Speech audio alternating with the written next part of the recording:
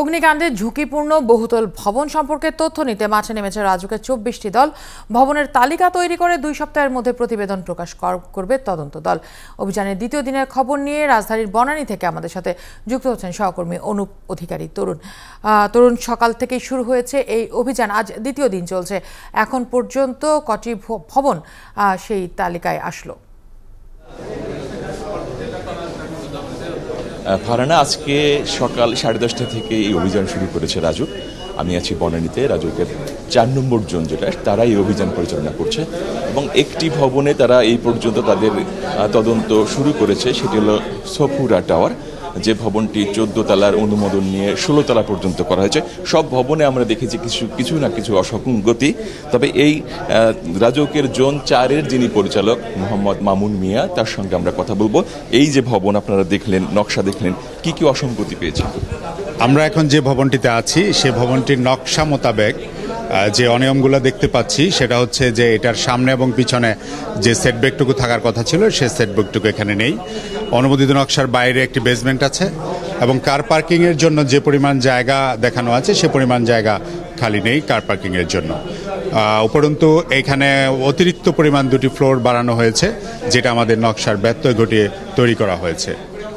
ভবন মালিকরা আপনাদের কি সহযোগিতা করছে পরিপূর্ণভাবে? আসলে আমরা এই পর্যন্ত কোনো অসহযোগিতা পাইনি, তবে একটা বিষয় হচ্ছে আমরা যখন কোনো ভবনে ঢুকে সেই ভবনের অনুমোদিত নকশাটা চাই, তখন এই নকশাটা অনেক সময় দেখা গেছে যে এই ভবন কর্তৃপক্ষের কাছে সংরক্ষিত থাকে না, তারা ঠিকমতো প্রোভাইড করতে পারে না এবং কার কাছে আছে সে জিনিসটিও তারা কনসার্ন না। আসলে আমরা তো এই অভিযান এবং এই যে তথ্য সংগ্রহের বিষয়টা পত্রপত্রিকার মাধ্যমে রাজুক থেকে জানানো হয়েছে এবং এই গতদিন থেকে আপনাদের মিডিয়াও এ বিষয়ে ব্যাপক প্রচারণা আছে, তারপরেও ভবন কর্তৃপক্ষ বা মালিক পক্ষ এতটা কনসার্ন এখন আমার কাছে মনে হয় না যে তারা প্রত্যেকটা ভবনের নিচে আমরা যখনই চাইব সেই অনুমোদিত লেআউট নকশাটা রাখলে আমরা আরো বেশি তাড়াতাড়ি এই কাজটি করতে পারতাম। অনুপ, আপনার মাধ্যমে আমি সেই কর্মকর্তার কাছ থেকে জানতে চাই। অনুপ, নিশ্চয়ই আমাকে শুনতে পাচ্ছেন?